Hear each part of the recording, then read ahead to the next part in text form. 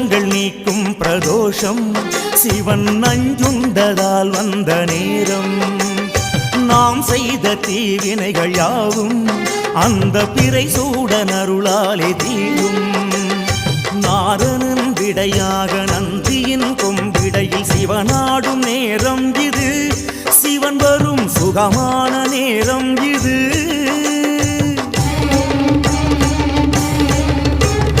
கருணாகரன் சுத்த சிவமானவன் கருணை பொழிகின்ற நேரம் இது. வரம் தருகின்ற நேரம் இது.